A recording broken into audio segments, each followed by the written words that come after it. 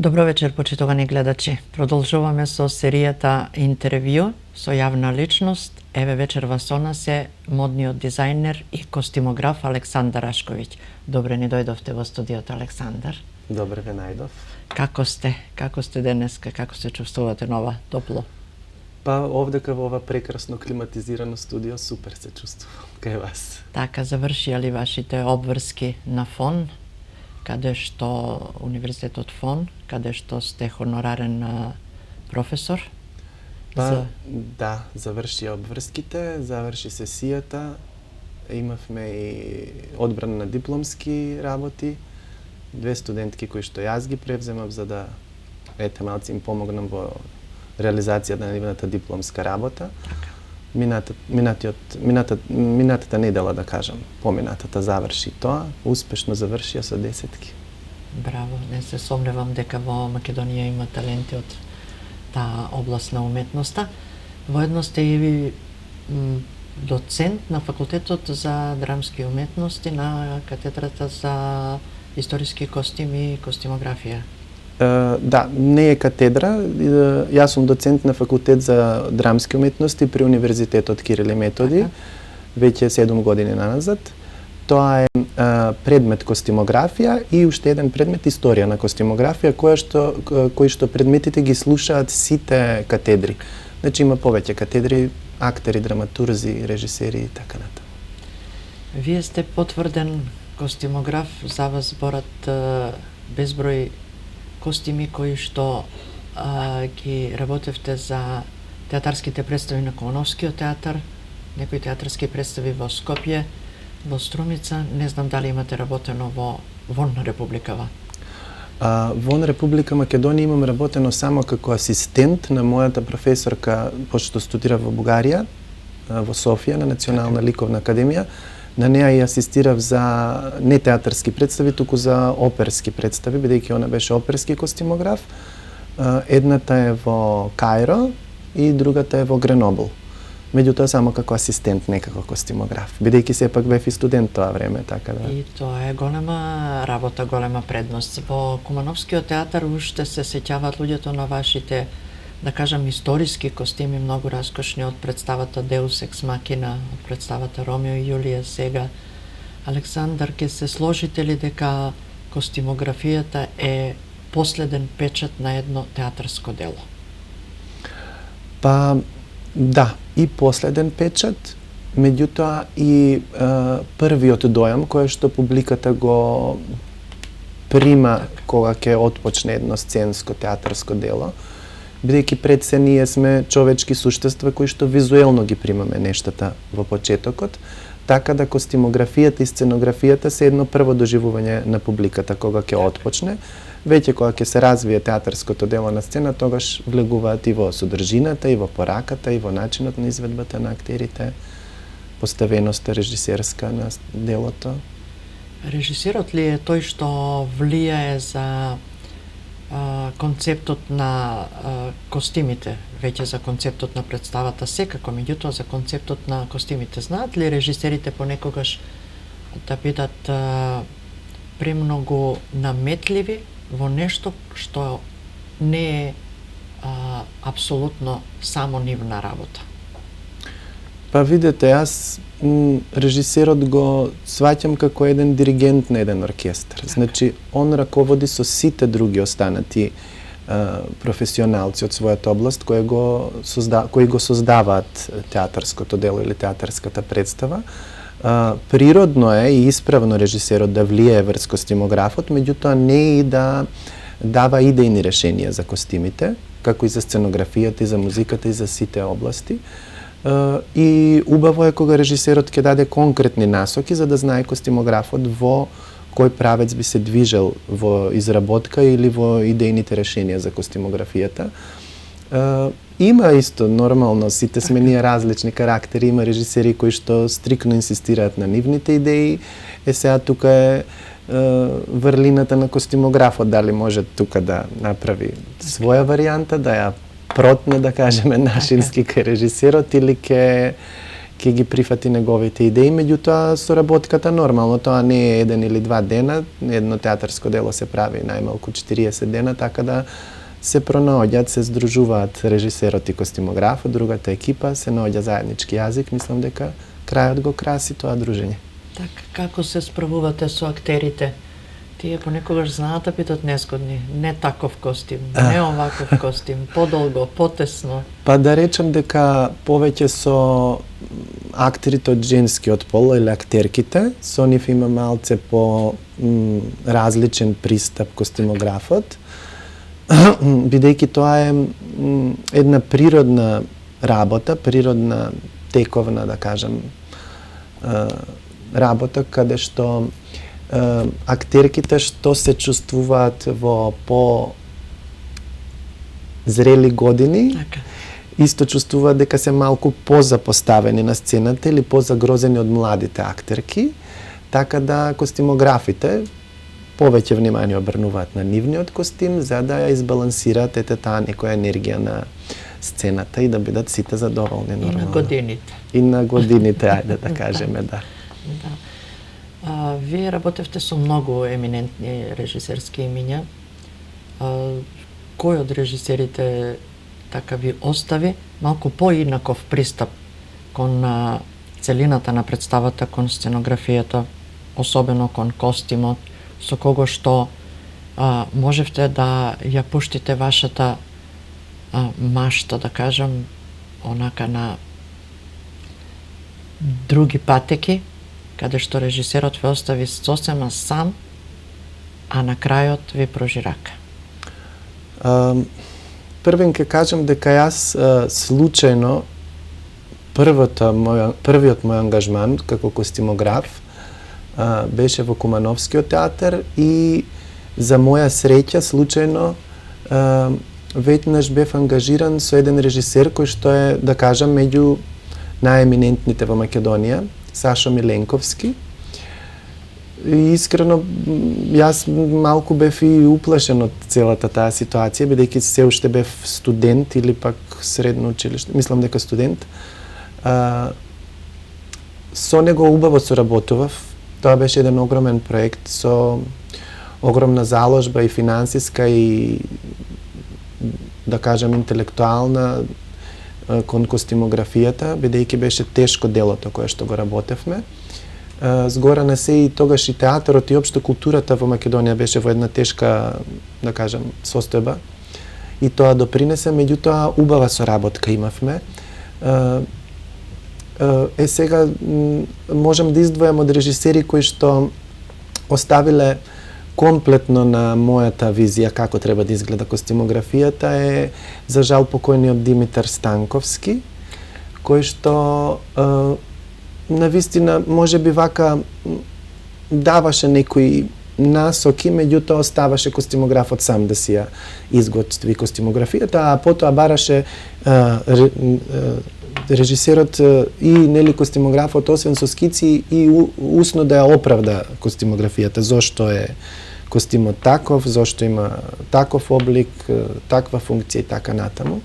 Меѓутоа со сите режисери сум соработувал, да кажам, професионално, па и приватно сме се дружеле, така да немам некои посебни, да кажам, негативни случаи кои што би можел да ги издвојам. Така. Јас сметам дека костимографот многу внимание пред да се впушти во костимографската цел треба да обрне на текстот, на карактерот пред се, на личностите кои играат во представата, за да може да со своето идејно решение за костимот да може да ја долови личноста која го носи костимот и воедно на некој начин да му олесни на актерот што поедноставно да ја даде својата улога на сцена. Костимографијата во голема смисла и во голема мерка помага на актерите и на самото театарско дело, сценско дело, без разлика дали е театарско, оперско или друг тип. Ние меѓу нас костимографите, нели, си имаме еден жаргон каде што си кажуваме дека костимот е втора кожа на актерот. Так. и нормално дека како и во првата кожа, така и во втората треба да се чувствува комфорно, удобно и задоволен со својот изглед. Меѓутоа, не секогаш костимот треба да биде и комфорен, бидејќи некогаш со самата некомфорност актерот го подсетува или му помага да изведе некој тип на мизансцен или ајде да не употребувам стручни терминологии, значи да ја изигра улогата која што му е зададена на сцената. Значи тој не секогаш треба да биде комфорен, некогаш е и некомфорен, со тоа што со самата таа некомфорност му помага на актерот, а пак врлината на актерите, доколку има некаква грешка направена од костимографот или од техничкиот персонал кој што ги изведуваат костимите, ги реализираат, од тој дефект да направи ефекти. Тоа изгледа многу симпатично на сцена, нормално дека публиката тоа не го приметува, сите мислат дека тоа е нарочно направено. И така да интересно е да се работи костимографија, бидејќи не работите сам за себе, туку работите за голема екипа. Сите ти имаат различни карактери. Во принцип школски, секој костимограф би требало првин да направи еден психолошки тест или разговор со сите членови на актерската екипа. Тоа кај нас во Македонија не се практикува често, да бидам искрен. Меѓутоа пак во самиот разговор и во самото дружење, колку има време за недела-две да се запознаат актерите додека костимографот изготви идејни решенија. Сознаваме кој каков тип е, каква фигура има, што му се доблестите, што му се слабостите, што треба да се прекрие, да се истакне, која е поентата на костимот во самото театарско дело. Така. Јас ке си дозволам, Александар, со сиот респект кон костимографското творештво. Не лично, многу пати и публиката има забележано дека си дозволуваат некои костимографи да се подпишат како костимографија, чија е и како е, меѓутоа во самото создавање на костимите си дозволуваат да земат купени производи. Мислам дека тоа е нонсенс, дека сепак е недозволиво, нели? Може би требало да се оградат како избор на костими го направи тој и тој костимограф, меѓутоа видливо е понекогаш луѓето препознаваат парчиња, иако се работи за текстови од ова време, од денеска, сеедно, меѓутоа сепак сметам дека треба да има костимографот своја лична интервенција и заложба и креација во создавањето на костимот. Па видете, колку не можам да ја префрлам вината на костимографите. Не верувам, не можам да бидам сигурен дека тие инсистираат нели на крај на делото да се потпишат под назнака костимографија. Тоа може би еден пропуст на, да кажам, организаторите. Поставените нешта. Организаторите во институцијата во која што се спрема театарското дело. Значи, веднаш доколку самиот организатор или менаџер на институцијата во преговори со режисерот доаѓа до заклучок дека костимите нема да бидат изготвени, туку ќе биде избор на костими, тогаш и во самиот договор на костимографот, и во самите маркетиншки плакати, флаери и така натаму би требало да стои избор на костими. Тоа значи дека костимографот ги избира костимите од веќе готови или полуготови парчиња. Дали е тоа фундус, дали се тоа приватни продавници од кои што ќе се купат костимите, не од некаде се позајмуваат. Додека костимографијата значи значи цел процес да се помине. Од самото читање на текстот, од самото запознавање со актерите, договори нормално со режисерот, тука не се договара костимографот само со режисер, мора со кореографот, бидејќи е многу битно каква кореографија имаат на сцена актерите.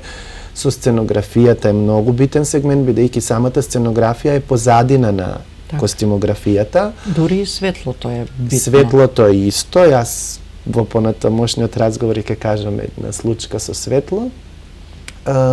Така да не верувам дека самите костимографи, може би, нели не е благодарно е за моите колеги така да кажам, меѓутоа може би инсистираат некои да се потпишат костимографија, иако прават избор на костим, но пак јас тоа го гледам како пропуск на организациониот тим на институцијата. Така, а што е случката со светлото? Случката со светлото е, значи, јас цело време имав еден дојам дека можеби не треба костимографот да присуствува на сите проби додека се спрема една представа, и тоа мое негирање да присуствувам на сите проби доведе до таа случка да во една представа имаше плишани костими, историски период се обработуваше некој, и јас нормално на светло пробата не дојдов. После тоа доаѓам, ги гледам, костимите беа темно зелени, значи маслинести, ги гледам дека се бордо. Да. И просто се зачуди, викам, невозможно, знам дека ги видов во шивалната, ги изготвени, готови, ги проверив, сега на сцена, викам, како изнеле од ист тип други костими. Так. Кога отидов со светломајсторот да поразговарам, дојдовме до заклучок дека самите рефлектори со сите тие нивни бленди, или како се викаат, што ги обојуваат, филтри, светлото направило бојата на костимот да се смени. И тогаш, меѓутоа, беше битна улогата, бидејќи тоа самата боја на костими ги делеше двете семејства каде што се случуваше делото, и мораше да го смениме светлото за да не се измеша пораката на костимите. Така. Ајде, Александар, јас предлагам да погледнеме што мислат нашите сограѓани за театарската костимографија. Една анкета. Костимите го осликуваат историското време, дејство, кога се случувало нешто. Да, мислам дека тоа е како остава трага на нешто што се случило и како остава како доказ за нешто што се случило и некое дејство. Кога гледате театарски представи, ви кажуваат ли нешто костимите, односно ви привлекуваат ли внимание? Костимите, да. Мислам дека баш онака се еден од главните делови во една театарска представа. Кажуваат ли тие нешто за ликот, за карактерот на ликот во представата? Па, може би да, не знам, не е баш моја област, ама најверојатно да. Може би ве не сочуваат во кое време, односно... Кое време, да, зависност од каков е фустанот, например, или костимот на машката улога. Веројатно да. Што мислите воопшто за модата во Македонија, значи за жената, дали е модерна македонската жена? Па, во последен период мислам дека да. Во последно време, да, се следат модните брендови, нови модни колекции и така.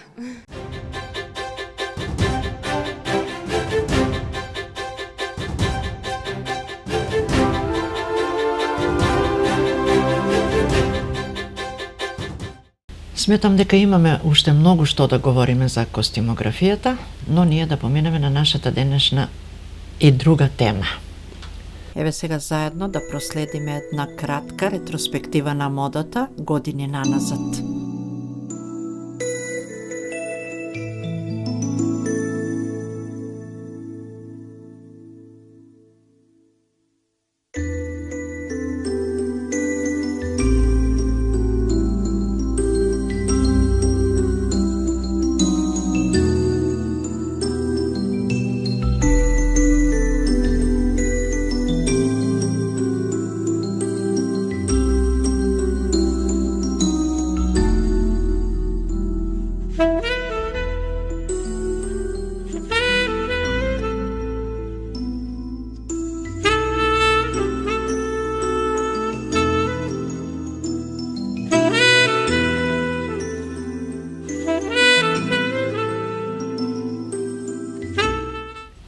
Modus е латински збор кој означува цел, облик. Зборот мода потекнува токму од овој збор. Која е целта на модата, Александар, по вас лично? Тоа е многу лично прашање. Мислам дека глобална дефиниција за тоа може би не постои. Да. Школски, целта на модата е човечкото тело да се доведе до една совршена фигура.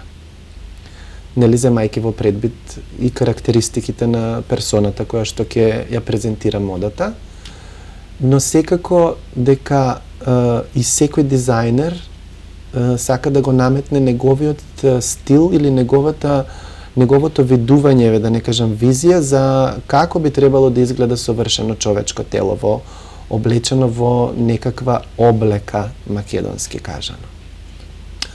Сега и модата е еден правец во уметноста која што се дели на многу гранки, каде што постои висока мода, комерцијална мода, наменска мода, дрес-код и ред други гранки, кои што сите обработуваат еден стил на живење или една намена каде што се носат облеките или костимите, да ги наречеме, кои што ги изработуваат или ги дизајнираат модните дизајнери. Така. Модата датира многу одамна. Вие ќе ни кажете поточно од кога се говори за мода како суштински правец во живењето на човекот. Па првин морам да кажам дека костимографијата е мајка на модниот дизајн.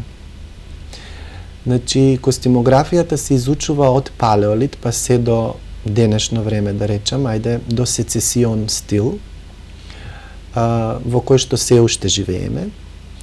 И тоа е најдолг стил од сите периоди во историјата на костимографија. И историјата на костимографија едноставно ја произвела или ја родила керката која што е моден дизајн.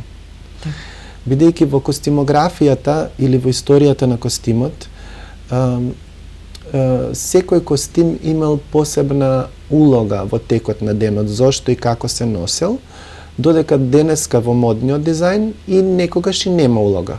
Значи, избираме лично денеска што ќе облечеме, може би малку поради комфорност или поради временските услови, меѓутоа не секогаш мора облеката да има некаква функција во текот на денот. Во низ историјата, дури и во системските нешта, многу владетели особен акцент давале на модата. Така да, мислам дека негде прочитав во времето на Карло VII, дури и постоело Министерство за мода. Така. Првата, да кажам, може би првиот поим за мода е во француското кралско семејство, Луи XIV. Неговите, нормално, историјата кажува дека тој се поистоветувал со богот на сонцето, кралот на сонцето и така натаму. Се чувствувал како владетел на светот и владетел на целиот сончев систем. И нормално дека сакал во сите нешта кои што се дел од секојдневниот живот да биде најдобар, макар на нашава планета, колку што имале познавања какви се цивилизации постојат. Тука ангажирал многу големи, да кажам, занаетчи во тоа време, кои што изработувале прекрасни облеки за кралското семејство. И во еден миг му текнало дека тие облеки може да ги понуди на другите кралски семејства. Изработиле кукли торза, кои што ги нарекле Пандора, и ги пратиле низ сите кралски семејства за да ја презентираат таа облека нивна. Ги нарекле Пандора затоа зашто тогаш се отворила Пандорината кутија во модата.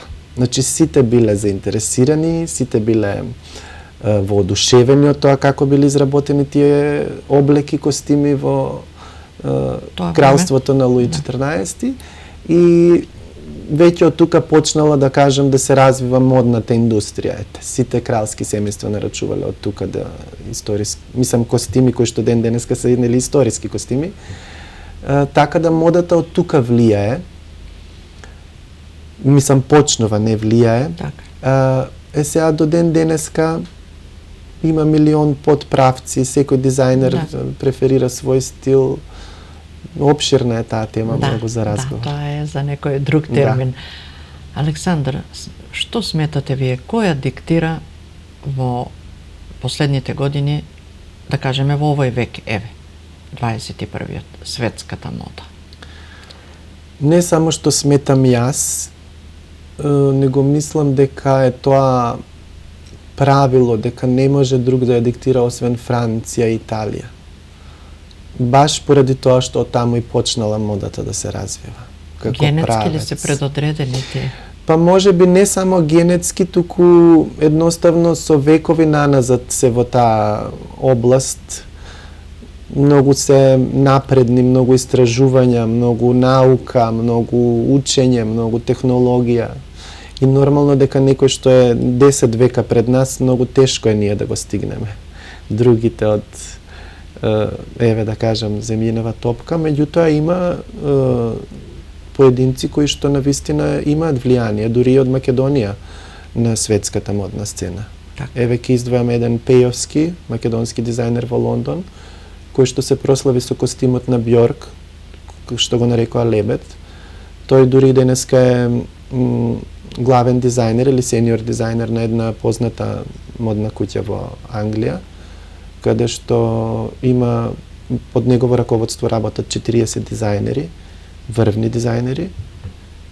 Тоа е еден огромен успех. Така. Ајде ние да продолжиме да проговориме малку за нашите модни нешта, за нашите жени, еве пред се, тука околу нас во Куманово, пошироко во Републикава.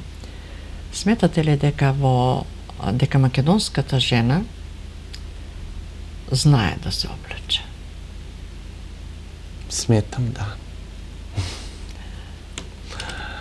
Преферира ли да биде облечена модерно и што, еве после многу изработени делови од облека поточно, искреирани од ваша страна, имате ли некое мнение дека навистина македонската жена има некој свој особен вкус за облекување? Генерално зборам. Генерално мислам дека да. Пред се морам првин да дадам еден увод или една увертира дека не може премногу да се очекува, бидејќи еве модата ќе ја начнеме и таа тема како дел од културниот живот на една држава или дел од културата, Така. е нормално голем потрошувач. За да постои добра модна сцена, за да постојат добро облечени македонски жени или мажи, пред се државата треба да биде многу економски стабилна и развиена, бидејќи модата и културата се потрошувачи. Така. Без разлика што еве комерцијалната мода е и бизнис кој што донесува некакви финансиски бенефити понекогаш. Така да, зимајки го тоа се во предвид, јас сепак мислам дека македонската жена има сенс за што е модерно, што е убаво. Тоа е наследно генетски предодредено, бидејќи ние имаме прекрасна етнологија, поготово етнологија во правецот на етнолошкиот костим. Ние имаме традиција во изработување на тие костими.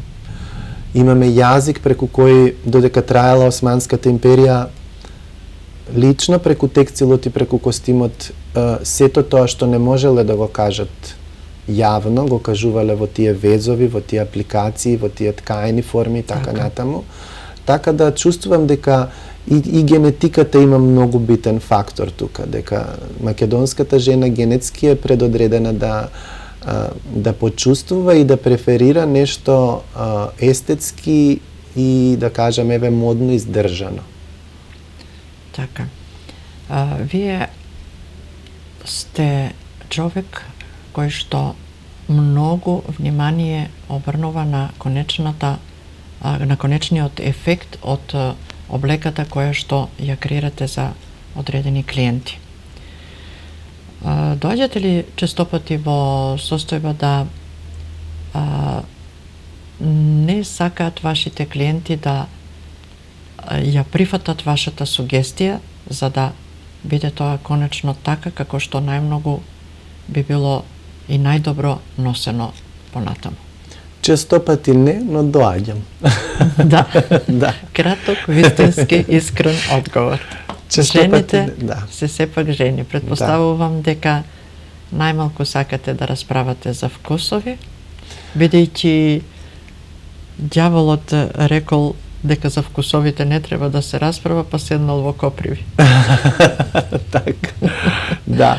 Римјаните имаат една многу убава поговорка која што гласи de gustibus et coloribus non est disputandum, што во превод, нели, значи за вкусовите и за боите не се коментира. Тие се одраз на личноста и на карактерот. Да.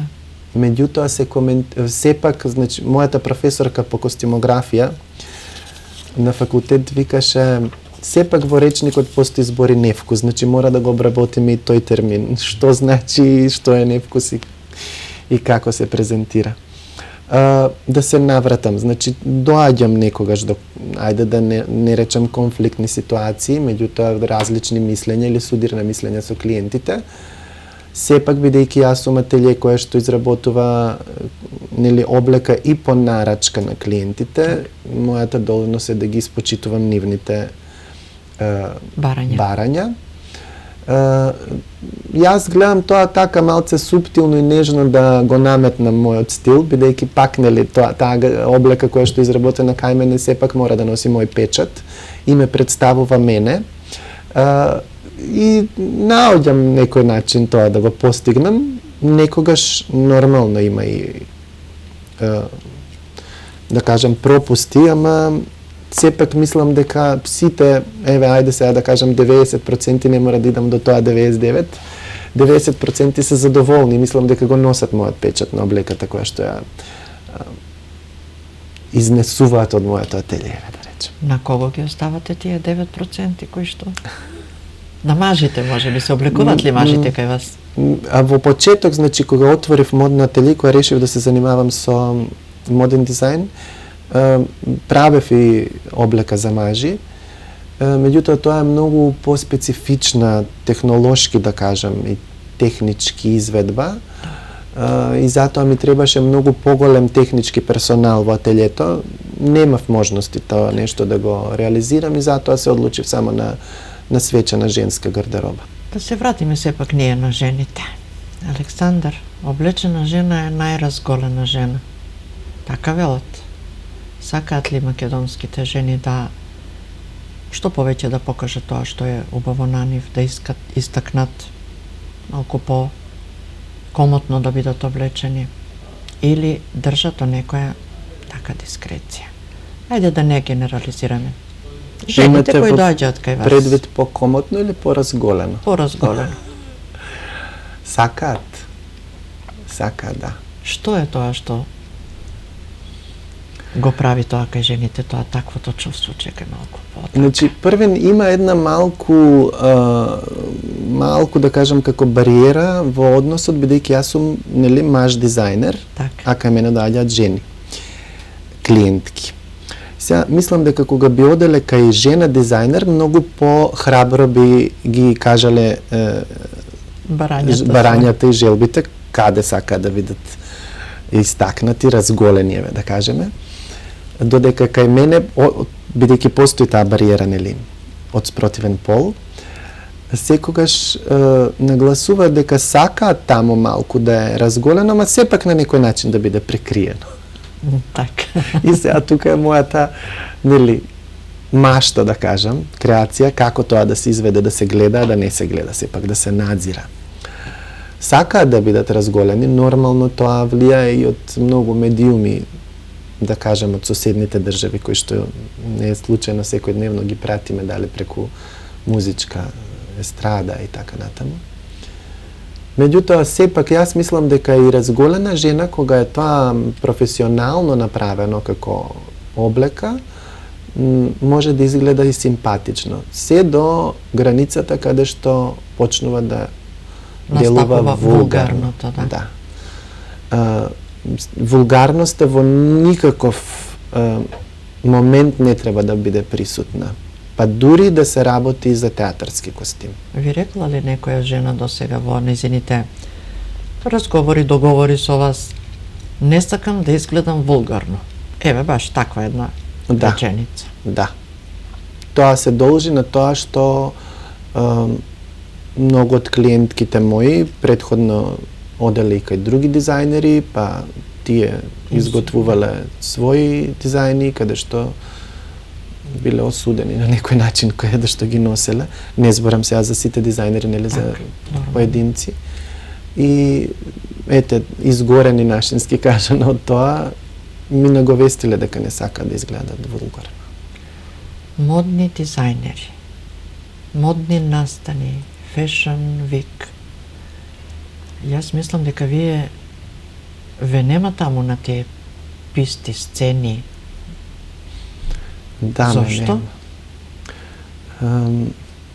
Јас, откако сум почнал да се занимавам со моден дизајн, сум кажал дека сам на себе сум си поставил, значи, некој услов, дека со тоа ќе се занимавам стрикно професионално и ќе ги почитувам сите професионалци кои што ќе сакаат да соработуваат со мене. Затоа сум и школован дизајнер, нели, и научно сакам да истражувам, да се докажувам и така натаму. Просто мислам дека во Македонија се уште нема настан кој што е организиран на такво професионално ниво, каде што јас би се вклучил во изведбата или би зел настап на таков настан. На што мислите, во кој дел нема таков настан? Еве да кажам конкретно Fashion Week или модна недела на Македонија, јас ја почитувам, добивам покани, одам на редовно секоја година, не можеби не на сите ревии, меѓутоа на дел од тие што мислам дека треба да ги погледнам. Меѓутоа не, значи според мене професионално е тоа да во една таква модна недела пред се за да земеш учество би требало да се оформи некој стручен тим кој што ќе направи оглас за сите дизајнери во Македонија. Тие дизајнери ќе предложат на скица што би сакале да представат. Понекогаш модните недели кажуваат тема на која што би се провела целата модна недела. Тие скици стручниот тим ќе ги одреди, ќе ги прегледа и ќе реши кој од дизајнерите ќе биде поканет за да учествува на тој настан. Исто така, не може на настанот сите да учествуваат во една иста категорија.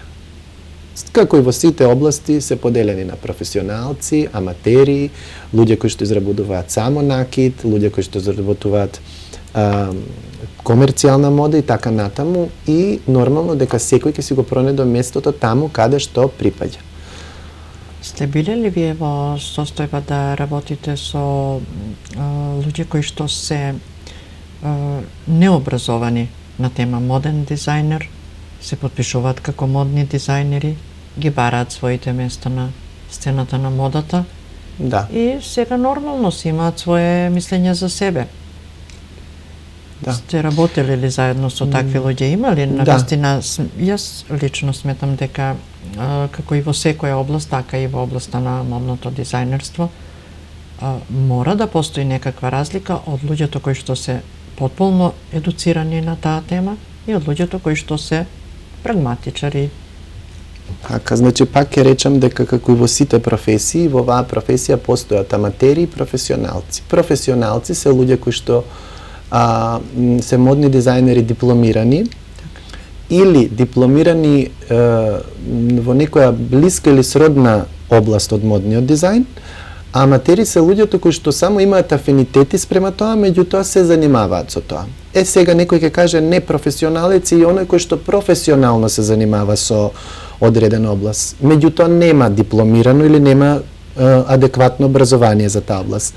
И таму има такви луѓе кои што се професионалци, меѓутоа за да добиеш ти, да кажеме, статус на професионалец, а немаш предходно такво образование, треба да имаш најмалку 5 признанија од високи, да кажам, еминентни дејци од таа област или институции, модни недели, случувања и така натаму. Или пак луѓе кои што имаат едукација од таа област и да им се дозволи нивен подпис. Значи, просто да кажам, ако сум јас необразован дизајнер, меѓутоа професионално се занимавам со тоа, значи живеам од тоа, заработувам и така натаму, за да се наречам професионалец би требало да имам лично признавање од врвни дејци во, да кажеме, еве не мора во Европа, него на Балканот од модни дизајнери или од некои институции. Тогаш можам да си го земам епитетот да се наречам професионалец. Во други случаи не, кое што е често во Македонија. Значи, луѓе кои што имаат некакво познавање од, не можам да кажам моден дизајн, туку од техничката работа на модниот дизајн, шивачи и така натаму, кројачи, доаѓаат до момент каде што имаат финансиски средства да отворат модно ателје, се нарекуваат модни дизајнери, тие се презентираат како такви. Сум соработувал, да речем, во наводници со многу такви ателјеа. Впрочем, тоа е една моја долгогодишна, да кажам, научна дејност, каде што собирам разни информации од таа област и искуства за припрема на мојата докторска дизертација. И нормално дека секогаш има и позитивни и негативни искуства, тоа се на мене ми е во корист, бидејќи јас како да кажам професионалец во таа област морам да соберам искуство од секаков тип за да створам една глобална слика што се случува во Македонија. Или бакар моје видување на таа. Избравте ли, Александар, тема на која ќе ја браните вашата докторска дисертација? Па уште не сум избрал, бидејќи морам да се сообразам со институцијата каде што ќе ја предложам или каде што ќе земам докторска дисертација. За жал во Македонија нема таква институција која што е тесно поврзана со модниот дизајн или костимографијата.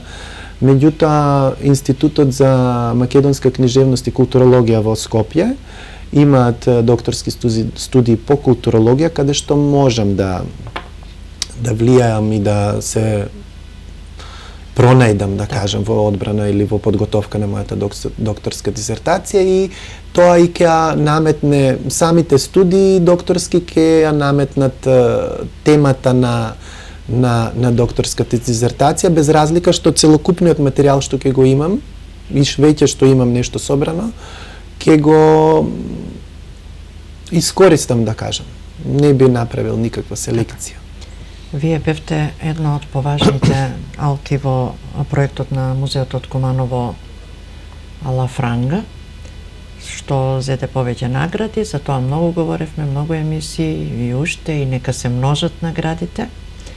Меѓутоа, нешто наслушнав дека подготвувате или ќе подготвувате некој проект самостоен во Македонија што ќе се случи, што ќе биде интересно изненадување. Да откриваме или да се замолчиме од мене? Нема потреба да молчиме, тоа нормално дека ќе биде и јавно. Можеме ве сега само да наговестиме дека да, во подготовки сум на припрема на една колекција која што ќе биде од висока мода, значи тоа нема да биде носливо воопшто. Меѓутоа, многу добро ќе одразува фолклорниот и етнолошкиот костим на Македонија. И просто имам идеја таа ревија да протече како еден мултимедијален настан од типот на музика сврзана со тоа време, преработки, една споредба со денешното време. И би сакал, во преговори сум со Министерството за култура, таа ревија да се презентира и во другите држави, меѓутоа не како ревија, туку како изложба. Бидејќи самите тие модели, или да ги кажам облеки што ќе ги изработам, ќе бидат налик на една уметничка слика. Не се сомневам јас воопшто. Така да кратко нека биде тоа, за да може... Знае дека не треба да се сомнева. Меѓутоа... Фолклорот е многу голема инспирација и... Се сложувам. Јас исто сакам во тој правец малку да проговориме. Зошто во Македонија недостасуваат некои нешта кои што се превземени од неизмерното богатство на етнолошкото творештво, и зошто не се вметнати како препознатливи нешта во некои текстилни производи кои што можат на наједноставен, а на најсофистициран и најдоблесен начин да ја презентираат Македонија на секаде во светот. Еве ќе се навратиме пак на проектот Ала Франга, значи без разлика дали јас сум учесник во него или не, идејата си е на музеот во Куманово, поточно и автор на проектот е виш кустос Анита Ѓорѓевска. Можам да кажам дека ние сме пионери во една ваква идеја која што еве моментално вие ја кажавте. Значи таа направи одлична паралела помеѓу историскиот костим од Ала Франга од почетокот на минатиот век и нашите дизајни на современите модели во денешницата. Значи веќе наговестуваме дека неисцрпна инспирацијата од фолклорот, без разлика дали е тоа од градскиот костим или од селскиот костим. Во преговори сме исто и за еден проект кој што исто така во современи рамки ќе ја отсликува етнологијата или етнолошкото културно наследство на Македонија, кое што непосредно ќе биде презентирано, значи, на сите туристи кади да дојдат во Македонија. Нека биде тоа еве се уште како тајна, бидејќи се уште е во подготовка проектот. Но ние си имаме ексклузивно право. Сега вечерва. Да, вечерва, да. Така да ви кажам искрено, нашите музејски дејци малку се стереотипни, малку се сврзани се уште за тие некои нивни форми кои што си ги произведуваат и презентираат наназад многу со години. Малку тешко оди ова, значи сврзувањето и имплементирањето на музејските и експонати и културното наследство во денешното време на живење. И идеите на надворешните соработници во музејот. Да, меѓутоа ете затоа постојат храбри личности како нас кои тоа ќе го издржат и ќе го презентираат како што би требало да се испрезентира. Освен овој проект морам и тоа да го кажам дека како Ала Франга проектот завршува, бидејќи тој трае долго време, нели наидовме на многу убави моменти, земавме и награди и така натаму, тоа веќе информирано. Имаме проектот Истип, кој што ќе обработи само различен друг период, кој што сепак ќе се случи во лапидариумот на музеот Куманово, крај на август, почеток на септември, вие ќе бидете ексклузивни гости кои што тоа ќе го пропратите. Секако. Александар, генетски код или собствен избор. Вие потекнувате од семејство од, да го спомнеме, вашиот покоен татко и мајка, кои што се исто така во оваа сфера на творештво, докажани, реализирани. Да, мојот татко беше дипломиран текстилен инженер, моден дизајнер, мајка ми исто. Имаат работено во нормална фабриката Киров Етак во Куманово, потоа татко ми започнал собствен бизнис, каде што за кратко време многу брзо се докажал во тие услови во Југославија, кои што тогаш постоеле, за жал веќе покоен 20 и кусур години. Меѓутоа се уште живее во нашите срца и сеќавања и мисли. Мислам дека луѓето се уште го паметат во градот. Да. Генетска предиспозиција сигурно има. Освен додека студирав, имав и некои предмети кои што беа сврзани со дејноста професор, психологија, методика и така натаму, каде што прв пат се сретнав и дојдов до информација дека кога ќе се створи едно човечко суштество и кога ќе се роди, тоа има предиспозиции за се. Многу е битно во какво семејство ќе израсне и на каков правец и на каков пат ќе го упати самото семејство или самите луѓе кои што се грижат за него. Така да и јас сум имал веројатно можеби афинитети спрема некои други области во живењето, меѓутоа ете самиот живот со двајца дизајнери родители ме навел да почнам да се интересирам за таа област, да учам, да студирам. Еве ќе открием дека јас уствари многу сакав да студирам медицина и да станам лекар.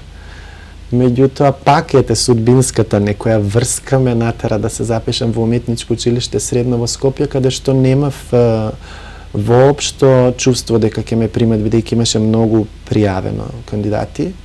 Мислам го спомнувам тоа бидејќи тоа ја одреди мојата идна професија, самото школување. И се надевав дека нема да ме примат, па ќе си се запишам во средно медицинско, меѓутоа ме примија и од тука почна се. Завршив средно уметничко училиште, потоа сакав да студирам во Белград, меѓутоа ситуацијата во Југославија беше во воена состојба, како да се изразам. Затоа одлучив да одам во Бугарија, таму завршив ликовна академија, продолжив на магистерски студии, завршив магистерски студии. Во тек на тоа време, нели, почнав да работам како костимограф, еден режисер, друг, многу проекти, многу режисери, многу дејности. Мислам, не само во театар, исто изготвував костими за сценски личности, да кажеме, за пејачки, за монолози некои, за реклами, снимање видеоспотови и така натаму. Так, спомнавте медицина. Да не сте во родбинска врска и со Јован Рашковиќ, чуен психолог? Да, Јован Рашковиќ е психијатар Да. и психолог. Да. Познат лекар, да кажам, медицинар во времето на Југославија, кој што прв почна, он се занимаваше многу и со политика, и прв го начна прашањето за србите во Хрватска, Так. за тие нивни односи, така натаму. Рашковиќи, Рашка, Кнежевска, Лоза некоја. Истражувавте ли нешто? Имате ли читано? Да. Имате ли сознание на таа тема? Додека бевме мали, со сестра ми многу се смеевме, пошто татко ни така во некои моменти кога беше расположен, да кажеме, ајде, од кафана или така натаму, нонстоп ни викаше: вие сте плава крв, вие сте кралска лоза, треба да бидете културни, воспитани, да не правите проблеми и така Тоа натаму. поради темот, мислам. Да, и ние многу се смеевме на таа тема секогаш. Меѓутоа, кога излезе интернет, Google, чичко Google, кој што може се да го прашаме, А он знае се. да, секогаш, почнав да истражувам. Не почнав да истражувам конкретно за тоа, меѓутоа сретнав многу луѓе со моето презиме кои што се надвор од државата. И во контакти со нив, со еден далечен роднина, да кажам, кој што живее во Русија, он ми даде информација дека всушност нашето семејство потекнува од првите конституирани државички кои што биле на Балканот, Рашка и Зета. Од таму и потекнува од Рашка презимето Рашковиќ. Тоа семејство, значи, прераснало во кнежевско семејство. Многу од нив станале кнезови. За тоа постојат и докази, значи самото семејство имало свој собствен грб, свој собствен печат, кој што и ден денеска се во музеот во Венеција, во градскиот музеј, се на постановка, може секој да ги види и да ги истражи. И дури има една, значи, Рашковиќ Санда, мислам дека се викаше, ако точно се сеќавам, која што владеела со Австро-Унгарија, бидејќи ја омажиле српската кралско семејство, ја омажиле за еден слеп австро-унгарски цар, со тенденција, бидејќи тој е слеп, Србија да владее и со Австро-Унгарија и така натаму. Мислам, има многу закажување, меѓутоа тоа на Википедија и на чичко Google се има. Ќе си најдеме прилика и за тоа да раскажуваме. Така, да. Вие и сопругата ваша, а сега и ќеркичката Елисавета, сте навистина луѓе кои што се во светот и во животот во модата. И сопругата е врзана со уметноста од тој правец, а малата Елисавета ја видовме на сцена во Созопол, во Бугарија. Мојата сопруга е исто ликовен уметник, меѓутоа она е дизајнер за интериери мебел. Работи како професор во средно уметничко училиште. Таа работи со цврста материја, јас работам со мека материја. Значи, сме ги смениле нештата. Така. Меѓутоа, и тоа се случува во животот. Имаме, да, ќерка, 4,5 години, скоро 5, Елисавета, која што ја вклучи во овој проект Ала Франга. Може би малце тенденциозно, за да се даде една нежност, така и сентименталност кај публиката, меѓутоа тоа одлично го изведе. Така, храбро за нејзина возраст. Ја гледате ли и понатаму на сцена, а може би и како професионална определба? Токму на сцена? Па се уште не знам, лично да кажам, она нема многу големи афинитети кон уметноста ликовна. Значи јас гледам, еве, пак да се навратам по тие предмети што сум ги полагал, психологија, методика и така натаму. За нејзина возраст би требала многу повеќе да се изразува ликовно. Не се изразува така како што јас би сакал или како што очекувам, меѓутоа пак има многу афинитети кон танците. Пак нели уметноста тука, така многу е музикална, сака да игра, сака да прави некакви чудни движења, сака тоа и да гледа на телевизија. Може би ќе се пронајде во мојата професија или сепак би оставила на сама да избере, бидејќи тоа е најубаво. Човек кога ќе избере сам своја професија, најубаво ја професуира, да кажам, ја живее, постигнува успеси, никогаш не се кае за тоа што го направил и што го избрал во животот. Александар, вистинско богатство сте вие на овие теми и од костимографијата, и од модни, и од дизајн. Ние ќе имаме повеќе можности да се гледаме, да разговараме, да им овозможиме на гледачите да уживаат во нашите и вашите гостувања кај нас, а во нашите емисии. Се надевам, драги гледачи, дека ви беше пријатно со нас. Ние за крај да погледнеме што мислат нашите гледачи за модата. Дали некогаш имате нарачано кај моден дизајнер? Да, имам. Па Рашкови тука во Куманово, Инвента исто, модна куќа во Куманово. Ви го спомнате Рашкови, дали сте задоволни од неговата работа? Да, секако. Да, за мојата матурска забава, токму кај Рашковиќ шиев фустан по нарачка.